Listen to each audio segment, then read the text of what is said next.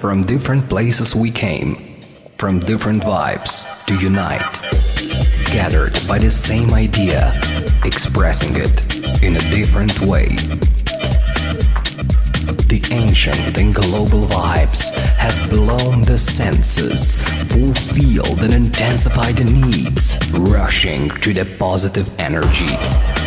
Welcome to the Cathedral of Luxurious Colors. Ambasada Gavioli. Ambasada Gavioli.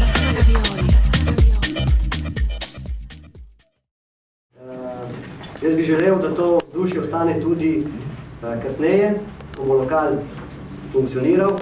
Mi pa z naše strani vsekako se bomo potrudili, da bomo čim bolj sodelovali z vsemi strukturami. Jaz se že pogovarjam z gospod, ki je tukaj iz kulturnega doma, pa z predstavniki za gospodarstvo in turizem.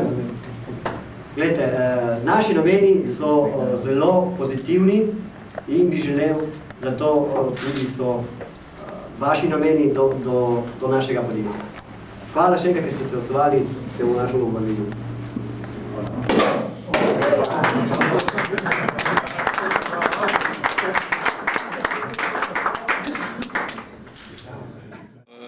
Ambasada Gavioli je ena posledica ene ekipe, delovne ekipe, izjemno uspešne ekipe, ki 90. oziroma 91. se mi zdi, so nas pomenovali takrat že pri roki nove dobe, smo imeli en super naslov v mladini, smo bili uspešni, cela ekipa je delala nekim japonskim duhom, bom rekel, niti ne moš rekel tako, da se je garalo, ampak to je bil en drugi projekt, ne? Govorimo o direktni prodaji prej, ne? In potem kot posledica direktne prodaje je prišla tudi ta nepremičnina ven, ki je tam pol ostala.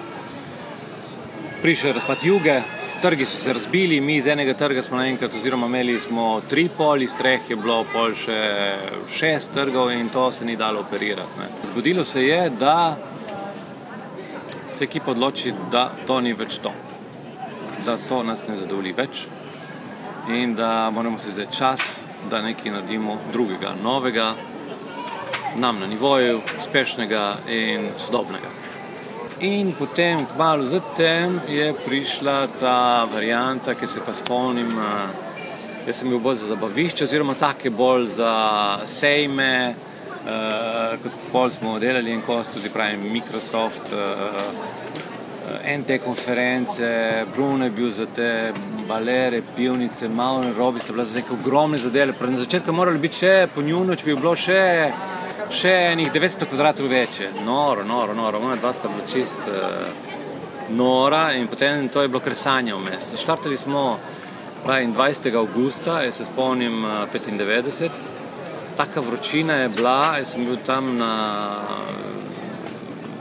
dol v skladišču, še takrat s fanti, to mi toliko teko dol pod, stari, jaz ob 2-3 sem hodil, sem izdelal, da hodim plavučka, to šljak.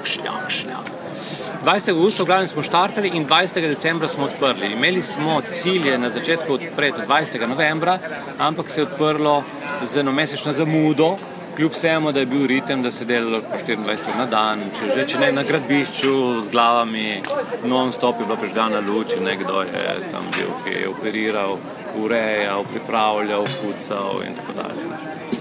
Sono questo gruppo di imprenditori giovani, discretamente giovani, ma pieni di voglia per l'iniziativa. Ti stavo raccontando prima che c'era un fervore incredibile allora, un desiderio di far esplodere il mondo. E loro proposero quest'idea di prendere l'architetto italiano, creare questa operazione marketing di nome abbinato all'opera e creare un'opera veramente un teatro spettacolo inserito in questa zona.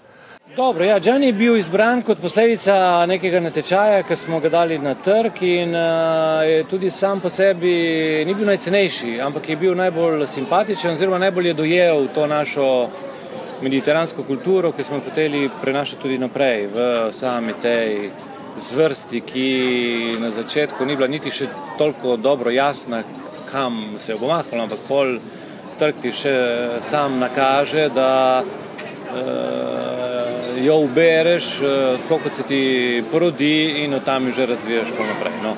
Mi conobbero giù a Rimini e così via. Io allora avevo vinto come uno degli architetti migliori d'Europa un premio. C'era Philip Stark, c'erano diversi personaggi diciamo dell'architettura europea, no? E quindi scelsero me, mi portarono qui a vedere questo luogaccio, una cosa infame. Loro avevano delle idee chiare da un punto di vista di investimento, di gioco. Ok, metti un X gioco di denaro e dobbiamo investirle, cara questa faccenda. Accettai la sfida e partimmo. Preden smo ga vrgli v delo tukaj, smo ga resetirali, sprostili popolnoma, smo ga peljali tukaj po zalivu, vse z najboljšimi jadrnicami, nekaj čez 20 metrov, nekaj je bil Zafir, pa na Bled smo ga poslali, pa v Trst okoli, vse smo mu dali vedeti, kar je najlepšega, zato da z vsem svojim predhodnim znanjem, ki ga ima in z vsemi svojimi obrtniki, bo oplemenitil ta prostor. Ne? Je res, da smo mu govorili tudi o Barceloni, o Gaudiju, o vsemu, kar nam je všeč in tako dalje. Projekt začne ob pogovorih se oblikovati počasi ob večerjah in ti tako, ko sanjaš, oni bi en takih umetnikov, ki na sami tej serveti, tisto, kar smo si zasanjali z enim širokim habejem zrisal in je rekel, to bomo delali, to bomo. In tako se je odvijala ta zgodba naprej. Nacque un progetto che era un progetto sì di teatro, ancora più teatrale, con un inserimento di un ristorante, una cosa del genere. Poi si sviluppò, fu accettato, partimmo con i lavoratori e si sviluppò pian piano, cioè le cose nacquero con delle cose abbastanza precise, ma ti ripeto, come la parte alta, le condizioni, il senso della parete destra e della parete sinistra si sviluppò in futuro. Mentre le parti dietro erano già precise nella fase progettuale, dove l'80% era già di base, disegnatissimo.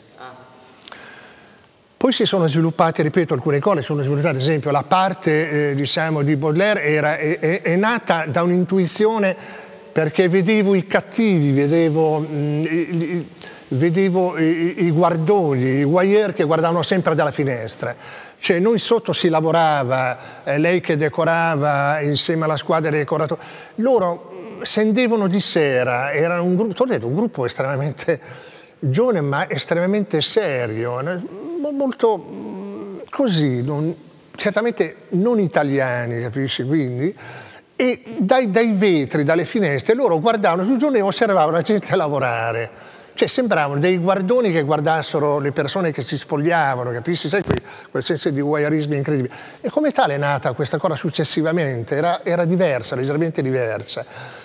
Quella nacque come un ingrandimento specifico di un tessuto che veniva da Venezia, no? E che appunto fu allargato in senso macro, e lei e altre me la dipinsero, ma andando su a 6 metri con dei cavalletti, con tutte le difficoltà e le pericolosità possibili. E fu ingrandito questo tessuto che doveva rappresentare questa macro, questa era pop art. Andate oltre a ciò che vedete, pensate all'arte. Qui c'è, se tu vedete, è tutto smisurato, è fuori misura, è tutta over, è tutto XL, XLL, 4X, 4L, c'è una follia. Non c'è una lampada di dimensione umana, non c'è un disegno che abbia un senso di umanità, non c'è una colonna che abbia un'umanità, è tutta pop art, è tutta arte, ma è tutta arte in senso architettonico. Non c'è una pietra, a parte adesso, i divani erano con degli schienali abnormi, delle condizioni incredibili, perché la gente doveva ritrovarsi con la comodità teatrale assolutamente in un disegno loro, particolare. Qui tutto doveva essere particolare, agli eccessi, alle condizioni. La pop art. Era questa la storia. Questo non c'entra niente col minimalismo, ecco, questo si può dire. Questi erano gli anni dove c'era il massimo di tutto, il massimo della decorazione, il massimo dell'eccesso, il massimo però è anche il massimo del divertimento, perché il divertimento per noi era qualcosa di grintoso, non era...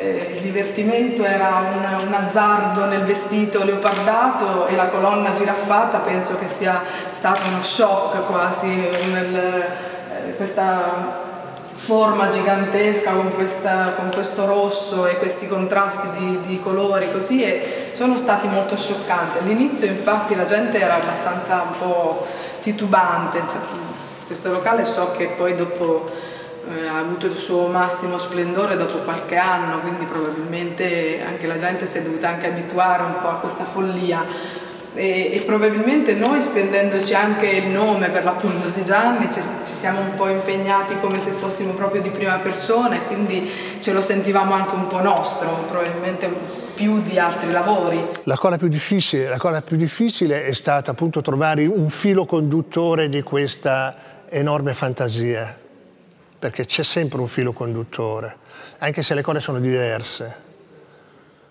La cosa più facile diciamo, è stata la committenza. Non hanno capito niente. Loro fino all'ultimo non sapevano cosa ne usciva, e quindi è stata la cosa più semplice, più facile. Io ho avuto totale carta bianca. Ti giuro, nella mia vita ho trovato 2 persone o 2 gruppi, 2-3 lavori con la stessa diciamo tendenza a livello di dare una libertà assoluta.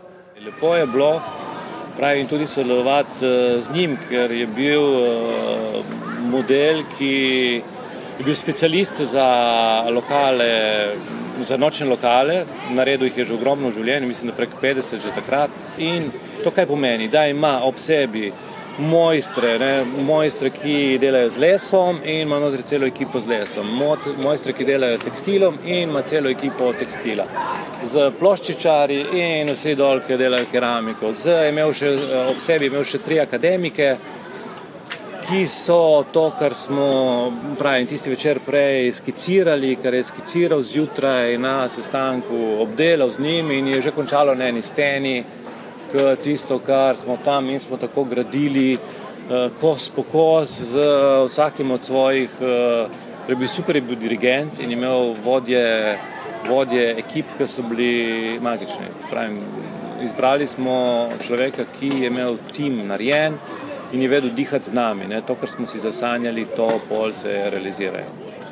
Loro avevano dato per scontato che io avrei tirato fuori un qualcosa di eccellente. Loro giocavano su quel fatto. Sono andato probabilmente oltre le loro aspettative, e chiaramente il mio impegno è stato probabilmente maggiore di quello che in realtà loro pensavano che. E a quel punto tutto è stato facile per me, perché ogni gesto, ogni fatto di fantasia, ogni sensazione architettonica è andata a buon fine. Io penso che l'arte renda veramente libero l'uomo, il pensiero, l'arte di qualsiasi genere sia, o forma di espressione essa sia, rende libera l'uomo, perché gli dà una conoscenza che va al di fuori di una conoscenza tecnica, gli dà una conoscenza dove gli aumenta una sensibilità incredibile. E questa in realtà doveva essere questa forma di ispirazione, l'arte, cioè allora vai a prendere il tiepolo, quindi ti rappresenti il tiepolo, ti prendi il balcone, ti prendi i bronzi di Riace, ti prendi i tessuti di grandissima sartoria rapportato a delle forme di estrema libertà sulle cose.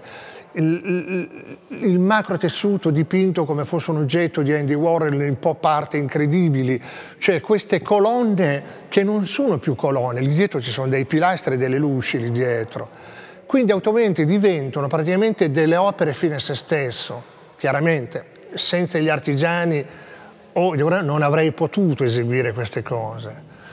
Qui dentro c'è tutta una schermatura di rete metallica formata e poi è tutta ricoperta di stucchi e di gessi fino ampiamente al compimento dei disegni. La carnalità di queste incredibili pilastri, di queste creature, li chiamiamo i grandi soldati, i grandi attori di questo teatro, sono delle cose sensuali, sono umani, rappresentano dei fatti molto particolari. E poi dipinti ti riconoscono una libertà fantastica, accesa, proprio il senso della libertà, della pittura più incredibilmente astratta, i pensieri liberi, io li chiamo, è la libertà proprio di espressione pura. Na koncu moram povedati tudi to, je bila ena izjemno lepa gest, ta gospod Paliska, ki je imel takrat eno veliko, eno največjih delavnic v Izoli, ki je delal železokrivec, je imel tam enih 20 ljudi, ker ga je začel, torej Gianni ga je začel učiti neke prijeme oblikovanja železa, kako je te stebre vmes delal, kako jih je oblačil in spet gipsal in brusil in iz vsakega stebra posebej naredil eno malo skulpturico, se mu je na koncu zaključil z enim krasnim stolom, tistim železnim na vhodu, ki smo ga dali, ki ga je on podaril Gianniju in smo ga tam pustili, ker je se od njega tudi ogromno naučil. Mi smo pripeljali notri tudi ne samega nekega dela ali pa stikov z glasbo, ampak res oblikovanja je bilo dosti danega notri. Vsak velik mojster, naj si bo bil mojster elektronske glasbe ali pa, ker smo delali vmes tudi z nekajkrat Golden Drumu, Microsoft NTM, Sony, Mercedes, ta večje firme, ki smo gostili tam, smo delali za njih razne oblike prezentacij, ki so prišli notri, so bili prijetno presenečeni ob sami estetiki, ki se je na vsakem vogalu tam dogajala, odvijala. Questi soppalchi di mosaici, che c'è il Geco Portafortuna, che io non avevo neanche fotografato, l'ho rivisto oggi, mi ha fatto piacere, che avevamo preso da una cosa, un libro messicano, mi sembra proprio dei Maya, non vorrei dire dei Maya, ma mi sembra proprio che fosse una cosa portafortuna con tutti i simboli, quindi è stato preso proprio da tutte le etnie, perché quello era un periodo storico molto, a parte come erano i ragazzi di qui, ma era proprio un periodo storico molto particolare, dove c'erano sì delle guerre, ma c'erano anche della voglia di unificare le culture.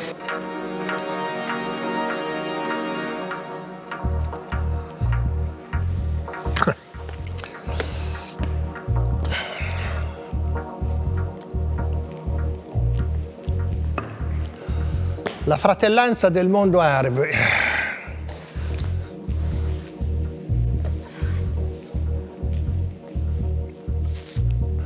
Cioè, vedi le grandi tende del teatro che nascono attraverso, che vanno a unire.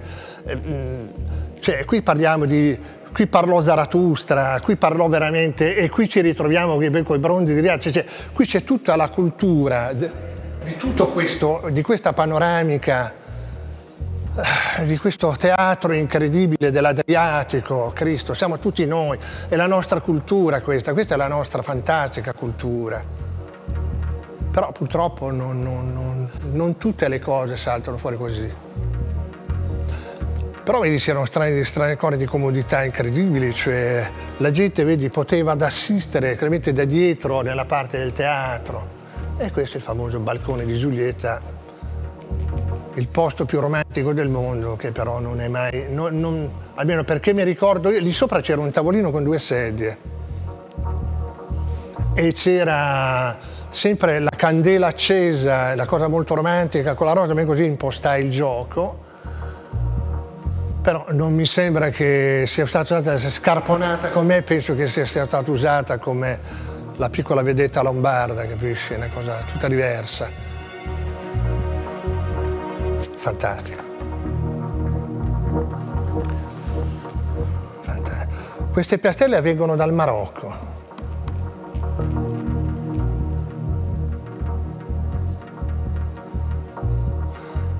Le portai, io da un viaggio venendo dal Marocco le dovevo usare per un bagno di casa mia, invece le portai qui e le usai qui. Ogni punto è stato sofferto, ma anche molto divertente farlo. Le luci che ti dicevo, le hai fatte una a una, che Questa non è mia. sono le perline del paradiso di Murano. Questa sì. Cioè, sai i blocchi della fusione anche dei bicchieri che sembrano diamanti grossi del genere, che poi dopo li buttano dentro, che fondono, poi dopo fanno la trifilatura dei bicchieri. Tutti frantumati e costruiti con la colla attorno a queste reti. Roba da qua. Sì, erano momenti di follia, proprio, te l'ho detto, folle voi, ma folle anche tutti i collaboratori, gli artigiani, erano stati tutti presi da questa febbre incredibile di costruzione, di creare questa opera, questo teatro incredibile. Quella è diventata un mezzo rottame, sta lampada meravigliosa. Cioè, questa... Andrebbe restaurata.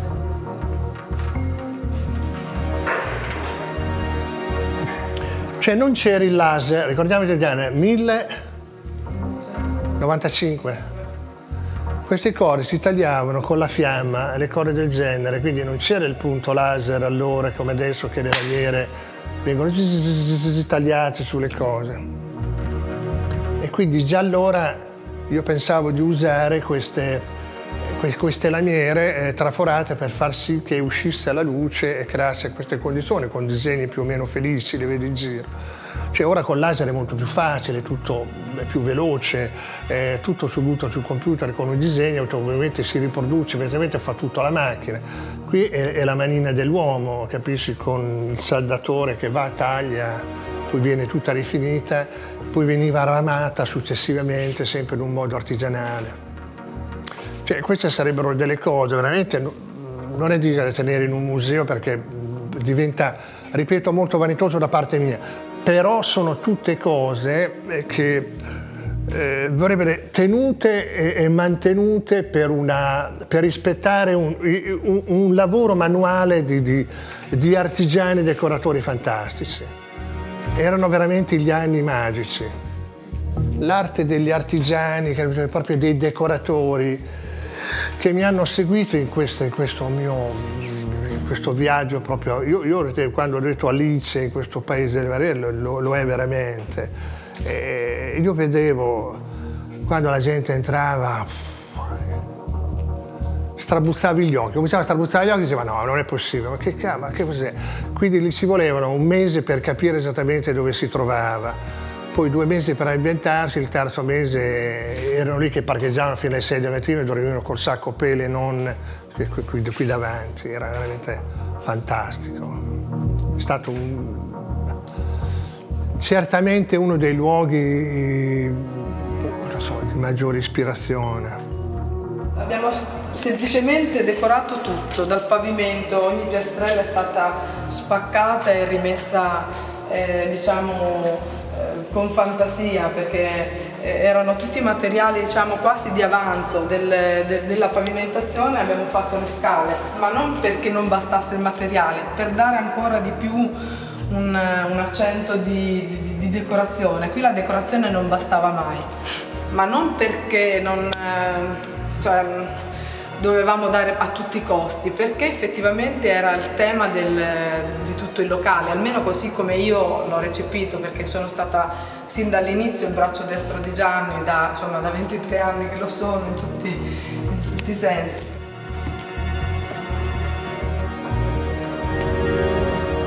Cioè c'è un regista che segue, fantastica storia. Ah sì, è qua che doveva succedere il mondo. Quello che non è successo doveva succedere qua.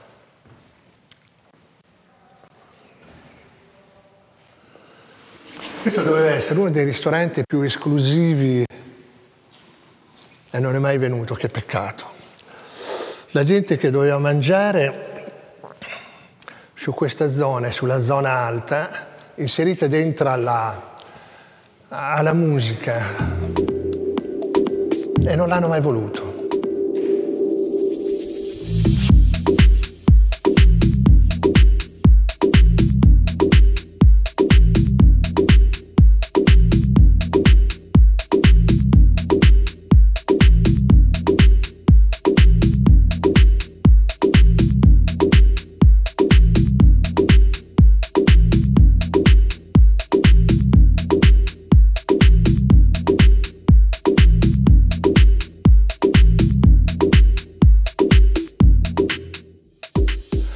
Però vedi, ti accorgi che questa è una parte nuda. Se ci fossero stati la gente che mangiava in quella zona sopra con tutta la musica, era un gioco completo.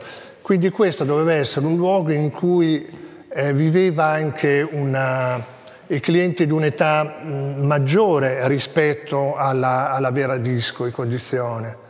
Questo teoricamente doveva essere diciamo per i quarantenni, 45enni, chi aveva più possibilità, tu entravi, mangiavi, ballavi, una specie di club privato inserito dentro all'interno delle cose.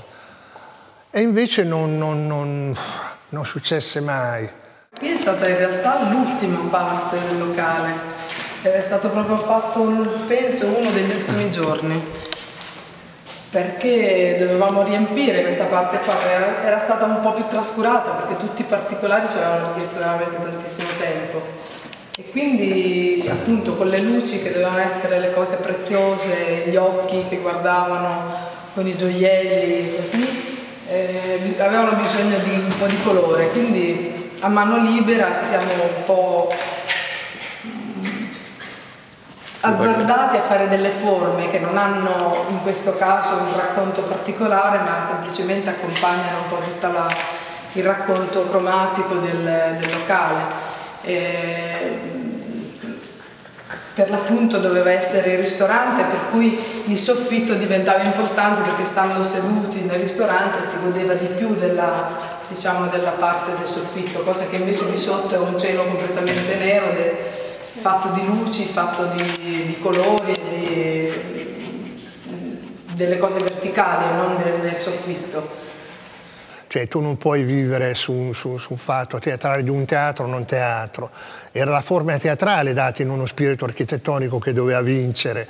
Poi chiaramente la musica, la dance doveva far parte diciamo dell'80% dell'investimento dell'oggetto stesso. E come tale nacque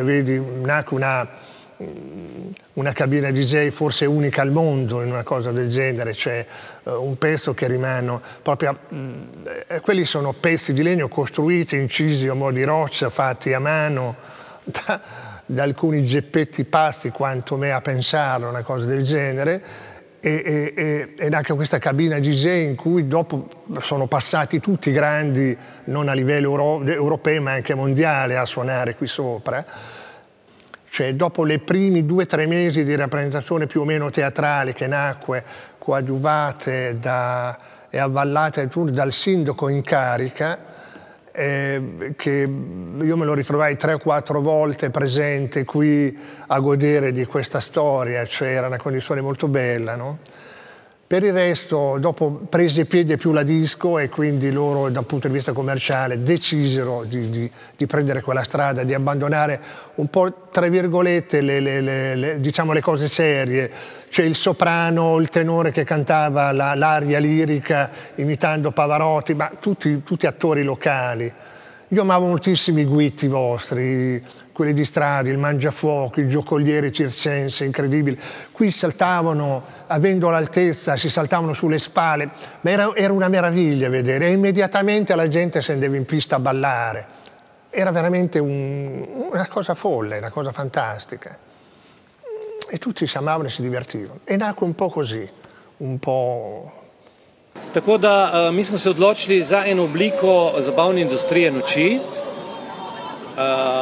elektronika ali pa ambasada Gavioli, tako kot se je pol razvila, se je res razvila kasneje, zato ker je trg ali pa čas nas je pripeljal do tega, da to ulovimo, kar je na trgu dobrega, zdravega, in iz tega potem gradimo naprej našo klientelo, razvijamo, da smo še pol iz samega tehna začeli razvijati house in progressive in drum and bass in so nekatere zvrsti uspešne, druge tudi manj, nismo tudi uspeli. To je nekaj za mlade. Mi, ko smo bili mladi, so bile zelo popularne te matineje, popoldanske. Smo probali, smo delali, tam so prihajali ven, takrat smo znali in Fiša in tam fante z vse okolice. Jaz sem bil informiran, da nastaja Gavioli zelo, mislim, tako v enem takem zanimivem spletu okoliščine, ker v bistvu takrat nisem bil nekako kvotiran tukaj na Bali kot DJ, ker sem vrtel prav čudno muziko, kot je verjetno še vedno. To se še vedno se dogaja ista reputacija. In v bistvu so prišli do mene takrat tedanji lastniki, prvi v Alverino v bistvu, in sva se srečala enkrat po Arkadi in nekaj je začel mi govoriti, in jaz sem mislil, da je človek v bistvu, da ne more govoriti resnice, da mislim, kje se je ta pobral, da jaz mislim, da je človek, da ima mogoče mentalne probleme, ker se mi je zdela stvar nemogoča sploh. V bistvu, kaj vam takrat razlagal? V situaciji, ki je bila takrat v Sloveniji, noben se ne bi spladil takega super kluba delati. Jaz sem mislil, da človek res, ker si mi ga predstavil en kolega, sem mislil, ta njegov kolega, ki mi ga danes predstavil, je mentalno nekaj narobe z njim. In naslednja epizoda je v bistvu bila, da sem bil v klubu, in sem takrat spomnil Tivoliju in se mi približajo razni starejši, nisem jih dobro poznal, ampak sem vedel, da pač so neki tukaj na obali, da delajo neke stvari z nekimi prodajajo neke izdelke, nisem niti točno vedel, zakaj se gre. In so mi začeli govoriti, da v bistvu oni pripravljajo klub, da odpirajo klub in da jaz sem za njih ta najboljši DJ, ki v bistvu bi bil opcija, da bi tam rezident. In jaz nisem mogel tako verjeti, da sploh kaj mi govorijo, ker jaz sem takrat bil znan kot eden, ki v bistvu res nima kaj delati v klubu, ker spraznjuje klube in plesišča. Mislim, se je to vse res dogajalo, ampak ne sem skril, če sem bil slabo nameščen. Tako da so me povabili, da prijem v njihovo pisarno pogledati projekt. Prvič smo slišali, ko so jo gradili, ker se ni vedelo točno, kaj bo, ali bo neka diskoteka, ali kaj sem, tako se je šušljalo, vedelo se je, da bo neki mega violi. Potem so pa, mislim, da prvi letaki prišli ven, nekje 95-96 o matinejah prvih in tako, mi smo bili takrat mulci, tako da to so bile prve neke žurke, na katere smo lahko šli ali pa upoštevali, da gremo, ker nas pustijo sploh notri. Jaz, okej. In en dan se zmenimo, me pridejo iskat na Markovec, bom prav dobro spomnim, z Cinquecento Fiat, tak zrihtan, cel v bistvu malo izven serijski. Mauro in Robi, oblečeno v kravate, v bistvu zrihtani, ko pridejo me iskat v najbolj getovski place na Markovcu. Poberijo, malo se spijemo na kavico, pač v tem kafiču in gremo na sestanek, da mi pokažejo maketo. In takrat maketa v bistvu sploh ni bila še od Gianniga Violija, maketa je bila v bistvu enega super kluba z nekimi hidravličnimi konzolami, ki se dvigajo s palmami, vse v belem, z nekimi pilari, tipo rimski časi, ne vem, glavnem, ena taka malo bolj drugačna izvedba, kot je totalno potem nastala. In je že wow, kaj bo to, v bistvu za 2000 ljudi, ozvočenje, hidravlike, okej. Presrečen. In nič je potekal, vmes se pač, to je bilo leta 94, po mojem. Začetek 95 je že prišla nova varianta, smo zamenjali projekt, delal bo ga Gianni Violi, on je najboljši arhitekt v Italiji, delajo se klube, naštevam klube, ki v bistvu jaz poznam te klube iz Riminija, razne Ekos, tako naprej, pač vse te klube, ki so mi našteli, so bili takrat špica. In to je bil arhitekt, super. Tako da zgodba se je še bolj... Mislim, jaz sem takrat že začel počasi verjeti v to, ampak še vedno se mi zdelo to nekaj nesmiselnega v tem prostoru, nekako to delati in se rekel, te res, ali me razumeš, ali samo govorijo, ker je takih bilo dosti prič, da se bo delalo marsikaj tle na obali in še vedno obstajajo priče in nisem mogel verjeti, dokler se res ni začelo odvijati in graditi in se je potem to začelo graditi, je bilo nekaj neverjetnega. Začetek je bil res zelo zahteven. Prvo leto katastrofa je. Ampak potem, ko smo ulovili linijo, ko smo se dogovorili, da gremo resnično prijeti v roke te raverje in probati skupaj kaj narediti, potem se je začelo dogajati ta pravo. Ampak moram dati vedeti, da tudi že pri odločitvah, ali to linijo vzamemo v roke ali ne, ker smo se že zavedali teh problematik, ki smo jih tukaj srečali. Medtem ko zunaj, ko smo študirali trg, tega toliko ni bilo prisotno. Smo ugotovili, da ne bo glih enostavna. Ampak odločitev je bila sprejeta, kocka je padla, kako se reče. In šli smo v to linijo, da raverje oziroma ta tip tehno elektronike vzamemo v roke in potem od tam razvijamo naprej house, drugo drum and bass smo skušali in drugo elektroniko in vse druge zvrsti, ki smo bili pretežno uspešni, katero drum and bass niso bili prav razviti. Kot so bili dobri za narediti nekaj takega, so bili tudi slabi v bistvu v začetni fazi, ker v bistvu so lastniki tedanje so se odločili, da bojo pač prvi dan odprtih vrat zaračunali ljudem konzumacijo. Brez da jim povejo na sistem kartice, ki v bistvu noben takrat v Sloveniji ni poznal sistema kartice, tako da ti si prišel noter na otvoritev v Superklub, dobil kartico, vzel to kartico še notri in ok, pustimo, da je bilo zvočenje centrifuga, ker ni bilo še naštelano in se je pač mudilo. Ampak to ni bil problem, da je bil zvočenje, ker ti časti ljudi to požrejo. Ampak če potem oni grejo ven in eni so pili pač oni, ki so pili, ok, razumeš, so mogoče razumeli, ampak niso itak razumeli. Ampak večina folka ni spilo nič, ker je prišel sam pogledat, ker so itak bil v šoku, malo zvočenje, malo klub. Ljudje so bili totalno nenavajeni na klubsko sceno, takrat so se stvari dogajale po barih, po kafičih in po gostilnah, kot se še vedno dogajajo tukaj v naših prostorih. In je bil to za njih ekstremen šok. Torej, so šli vsi ven s temi karticami in kaj se je zgodilo? $1000, prosim. In vsi v šoku, kako zdaj to? Mislim, se je otvoritev in od takrat naprej je Gavioli dobil križ, Gavioli, tam se ne hodi, tam so sami prevaranti, valjda se to hitro se zgodi tle pri nas. No, te malo mogoče hoče, mislim, niso hoteli nobenega prevarati, ampak niso tudi napisali jasno in glasno pravila takrat kluba in kako da bi takrat potekalo in pač ljudje so počutili prevarani in je to bilo nemogoče v bistvu na obali spremeniti folk in tudi v Sloveniji se je tako naredila taka antireklama, da je Gavioli postal Gavioli, torej Džavoli. Je res pa pravim, prvo leto 96. je bilo zelo sušno, zelo problematično, zelo težavno. No, tudi takrat sem imel res dan se spomnim, ko sem ga naredil pri Veo, nismo imeli več keša niti za odpret main room, samo že pri Veo, ne so bilo vsega skupaj 20-30. In smo rekli, pa smo snubili te neke rejverje, tukaj gor so imeli Grifo Pirano na stadionu za meten party, saj tukaj ne bojo prišli skozi, ne bojo dolgo uspeli, ker jim bojo že sosedi tam razbili, pa ker poznam to sceno tudi v Piranu, kako gre, kako ti ne olajšajo življenja. No, in v glavnem smo poslali tam neke naše fante, da čakajo, kdaj se bo to zgodilo, da mogoče jih bojo ulovili in res tako je bilo, mislim, da so jo polnoči in pol, kljub temu, da so imeli do 2 neka dovoljenja, polnoči in pol se mi zdi, da so jih že zalovili in Mitja se spomni, ki jih je že snubil, jih je pripeljal tja, en par, med drugim je mogoče Umek, mislim, da je bil Umek, Slome, en par jih je bilo, ker so bili res pravi entuzijasti, so videli, so rekli, tukaj lahko nadaljujete in ko so to začutili pol, to je bila ljubezen za vse večne čase, boljšega ni bilo.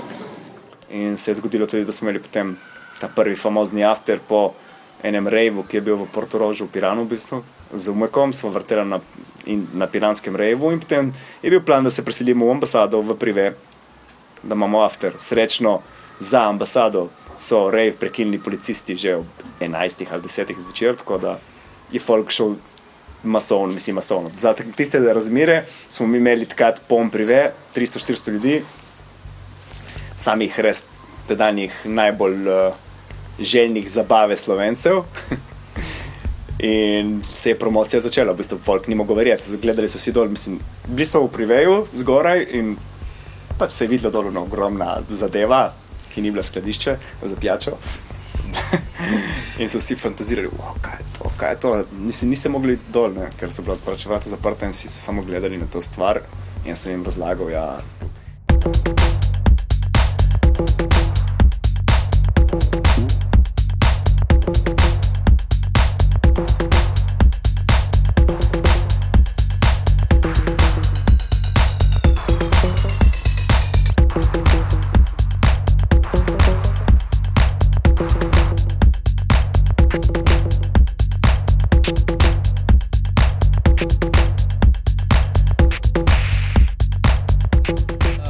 Dali smo jim pravim fantom, torej tako Umeku kot Valentino, tu pravo profesionalno vizijo kontakta in profesionalnih pogledov naprej z agencijami. Prišli so v kontakt z največjimi agencijami. Učili so se, da tudi kako se sami lahko čim boljše prodajajo. Torej, da ne smejo se razdajati glih tako na vsakem vogalu, da morajo delati po nekem tajmingu, raje manj, ampak takrat dobro. Ne? Spoznavali smo jih z vsemi ostalimi mojstri, ki so prihajali v prostor, potrjevali so te naše vizije in tako je raslo in zaupanje in kvaliteta in vse skupaj. Ne? Na začetku je bil en drugi fant, ki se ukvarjal z Branko, se ukvarjal z bookingi in z programom, ampak je prihajal iz totalno drugačne scene in nekako se je mogel vklopiti v to novo njihovo idejo, ker so oni želeli imeti riminsko obalo, pač haos na nivoju, ljudi, ki pijejo šampanjc. Tako da je bilo težavno za tega Branko to sploh kaj z tega narediti, tako da Branko to so hitro zamenjali. Potem sem jaz dobil ponudbo, da če bi se jaz ukvarjal s tem. Jaz itak meni je bil interes v bistvu karkoli delati, kar se je potem odprlo vrata. In jaz sem vedel, da se z tega kluba da narediti v vsakem primeru nekaj. Sem ustrajal, sem verjel v to. Jaz vse mlade, ki so mi prihajali notri, ne vse, ampak z veliko večino sem probal dati jim kaj inputa, da se aktivirajo, da izkoristijo vse te zvezde, ki grejo mimo, že na najbolj praktičen način, da jim dam za bencin in da ga grejo iskati na letališče in da pripeljejo jih v ambasado oziroma v hotel, kamor so imeli za prideti in da jih vprašajo, kaj je uspeh, kako se pride do uspeha, kako bo lahko pomagajo, kako si pomagajo, kako sodelujejo, zato da en drugega čim boljše ulovijo.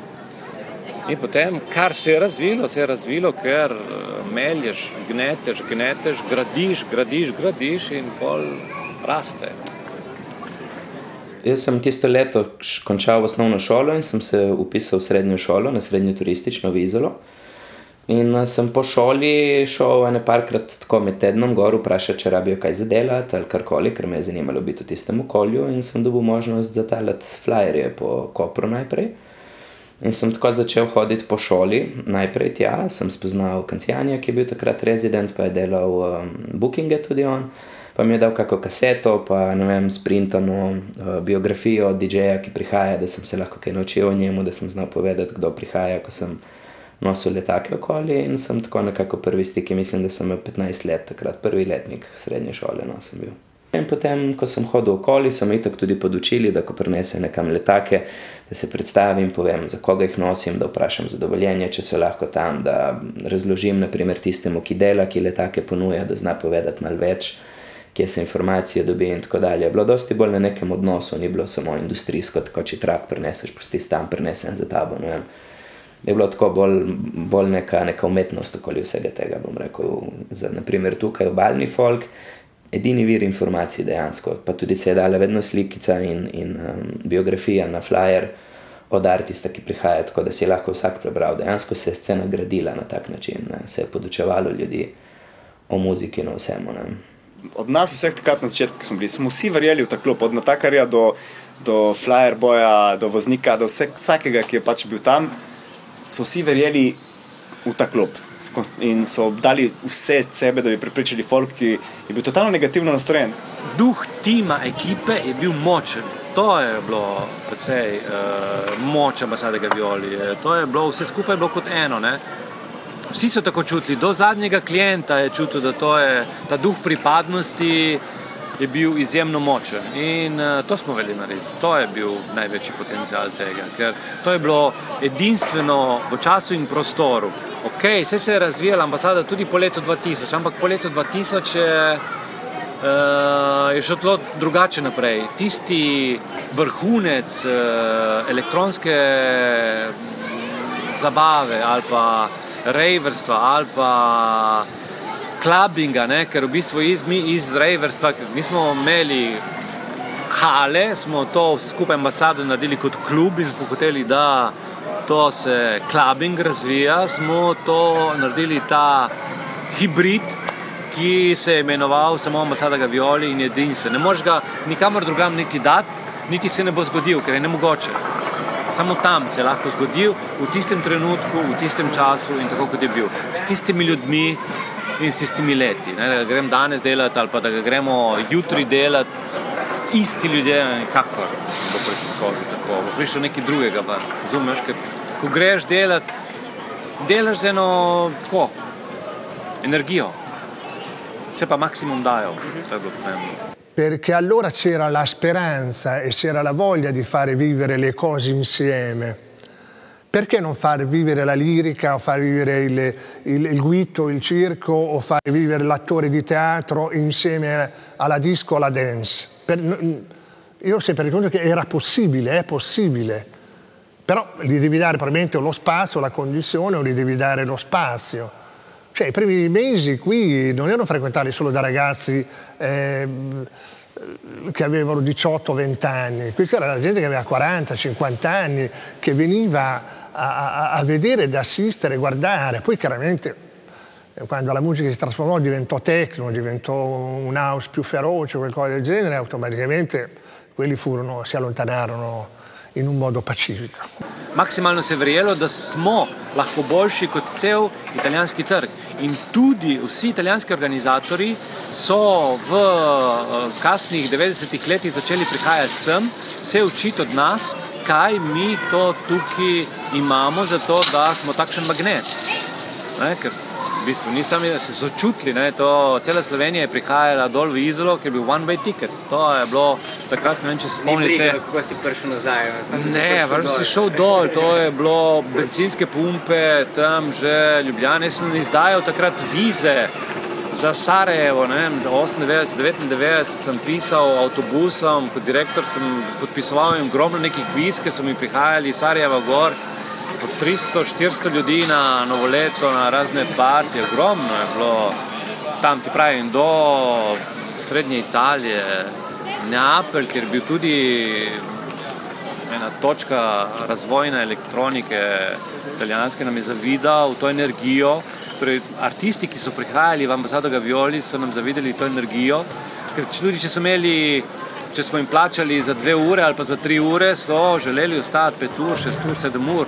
In še tam niso želeli nehati, razumeš, Morales, ko je tam eksplodiral, ni mogel končati več, smo morali vleči dol.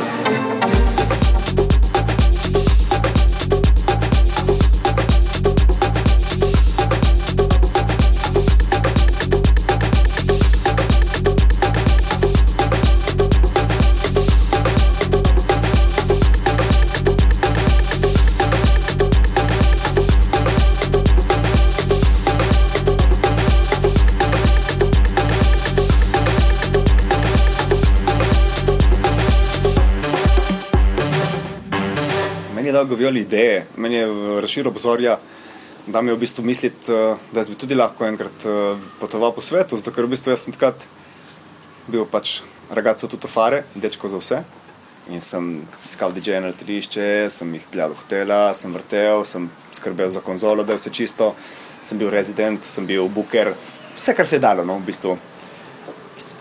In sem tudi takrat dobival ideje, sem rekel, čakaj malo, jaz grem zdaj iskati tega DJ-ja, ki prihaja iz New Yorka ali pa iz ne vem skje, ki smo imeli DJ-je z tega sveta, da so prihajali. Jaz bi tudi en dan tako, ne? V bistvu sem začel sanjati in te sanje v bistvu so, jaz sem postavil seme v to prodovitno prst, ki imenujemo življenje, in z veliko sreče in verjel in delal na temu, se tudi te stvari začele dogajati. Ampak mi je dal Gavioli v bistvu ta nek prvi pogled na svet, ker prej zame je obstajala samo italijanska scena in sem sploh vedel, da je na takem nivoju svetovna scena in da se potuje in da ljudje gostujejo po celem svetu. Jaz sem pač v Italiji bil navajen, da so Italijani, ki krožijo po svoji državi in to je to. Itak Italijani niso nikoli hodili ven, ker niso rabili, so imeli v Italiji vse, kar so potrebovali, kar se tiče klubov in tega. Tako da mi je razširilo obzorje veliko in mi je dalo tudi, dosti sem se naučil, da sem bukiral vse te DJ-je, sem vse te DJ-je spoznal. Naučil sem se govoriti angleško, ker prej nisem imel pojma. In vse hvaležen, mislim, imam zelo veliko hvaležnost do cele te strukture in cele te ideje, ki je nastala okoli te ambasade Gavioli. Mi je bilo že veliko čast sploh, da sem dobil prvo priliko in je nisem dobil zato, ker sem tam delal, sem jo dobil zato, ker sem si jo zaslužil in to mi je bilo najpomembnejše. To je bila tudi ena od stvari, katere so me prvi lastniki Gaviolija naučili v bistvu, da je treba dosti dajati na kvaliteto, ne glede na veze in poznanstva, ni tako kot danes, ki se nekdo z nekom pozna, pa pride tja in vrti in dejansko nima izkušenj, mogoče je tudi talentiran, ampak to ni edini odraz za DJ-ja dan danes, ne, mora imeti in izkušnje in širok repertoar glasbe.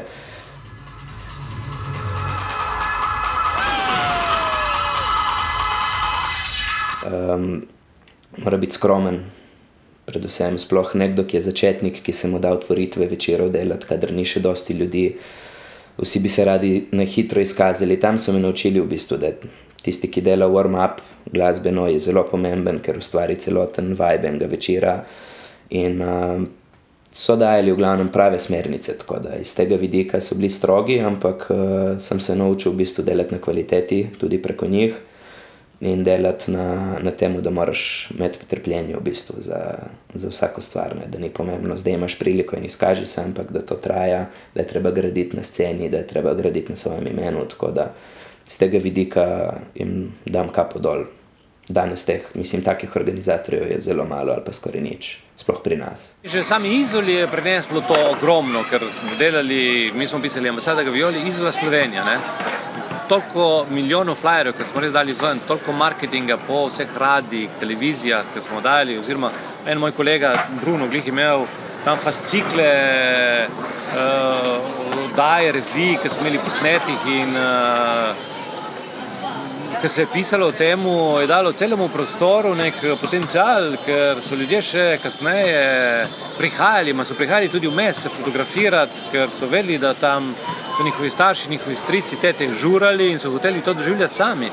Ta prostor tako doživljajo pol še generacije zatem, ne?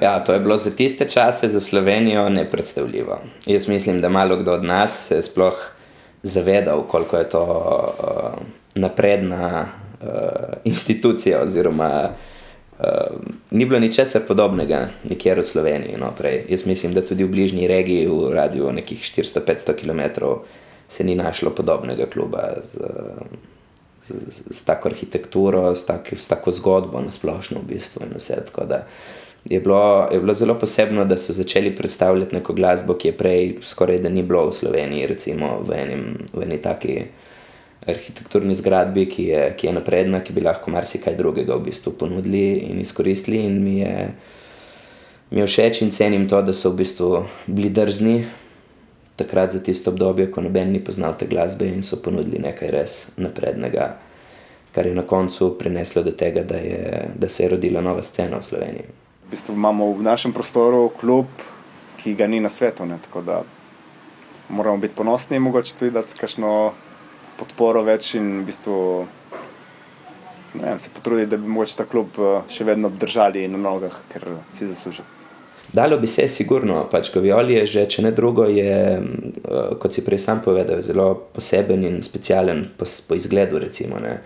Je velik prostor, imel je samo kulturno dogajanje, do zdaj sploh stari lastniki, recimo, kar smo cenili mi v tistem času, je, da niso dajali v najem lokala za imeti kakršnekoli vrste zabav notri, tako da so zelo pazili na sam imidž prostora in na renome, kar je tudi pripeljalo sam klub verjetno do takih rezultatov. Vse je bil v tistih časih, mislim, da razglašen kot tretji najlepši klub na svetu in zelo dobrim programom. Vem, da so se svetovno znane imena rada vračala vrtet, ker sem ipak iz obale in jaz sem zrastel v tem placu in sem nenazadnje tudi čustveno navezan na ta prostor in mi je všeč tam še vedno nastopati, kadar so lepi večeri, tako da je še vedno neka magija v tem prostoru in verjamem, da bi se jo dalo spet oživeti, tako kot je bila v preteklosti.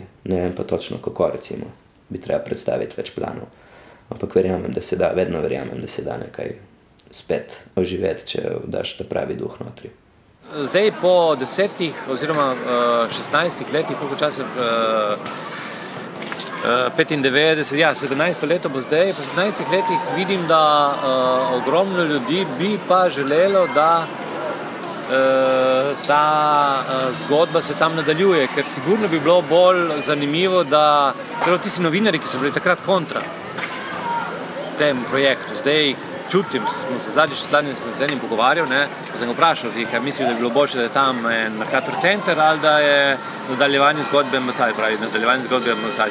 Ampak sem rekel, to 15 let od tega nisi rekel, ne, ti si čist drugo meni serviral, kloftal in tako dalje. Ja, ma dobro, to so bili drugi časi, veš kaj, ja.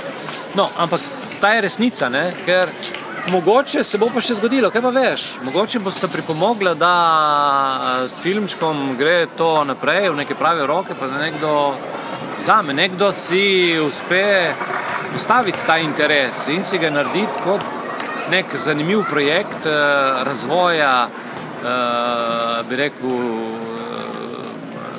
zabavne industrije noči na obali, ki ga ni nekega pravega.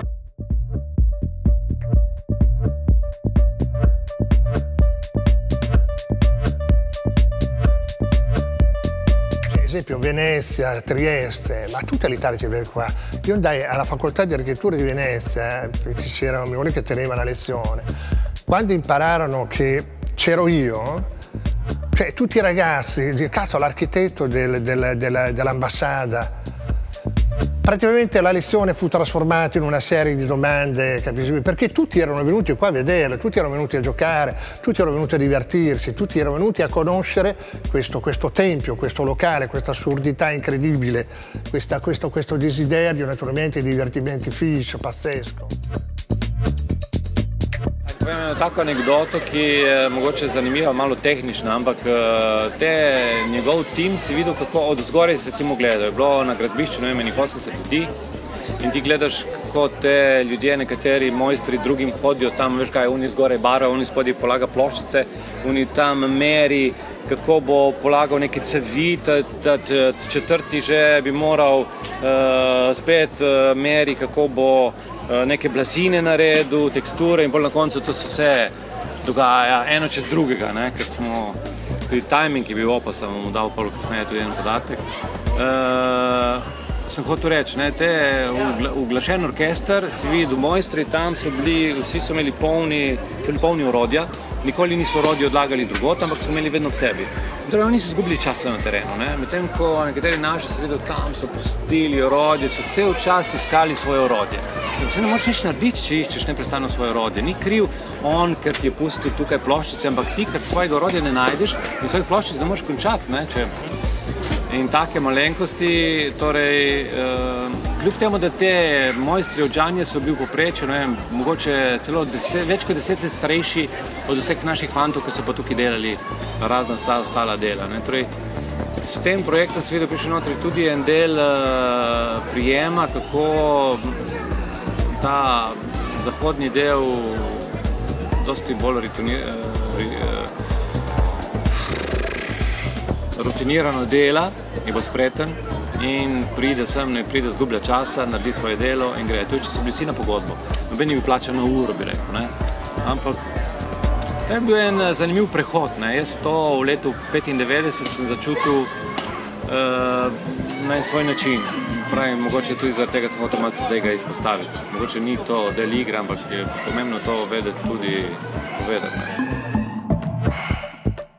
Abbiamo lavorato tutti insieme in questo caso, c'erano ragazzi del posto, c'erano le persone che venivano da Rimini, Falegnami, quindi alla fine del discorso, parlando proprio del lato umano, questa cosa qui ci ha unito tanto anche con i nostri collaboratori, perché è un'esperienza all'estero difficile, perché comunque costruire anche soltanto il ferro, trasportarlo, rimontarlo qui, quindi c'era continuamente un contatto. Gianni andava sempre in Italia avanti e indietro per seguire i particolari, io sono stata stabile 3 mesi qua, sono stata benissimo tra l'altro e bei ricordi. Avevate un entusiasmo pazzesco, una voglia di vivere incredibile, eravate meglio, eravate ciò che era stata una giornata di una rivoluzione che era nata. A pochi anni eravate voi, non c'era né corazza, erano gli sloveni, con tutta l'influenza austriaca, germanica, per amor del cielo, il vostro sviluppo arrivava da lì, dalla forma, l'Italia vi invadeva piacevolmente, si veniva per giocare, per mangiare, per godere, però c'era questa gioia in voi e questa voglia di... Eravate uniti, un popolo fantastico. Io ricordo, lo raccontavo prima Rocco, una cosa fantastica.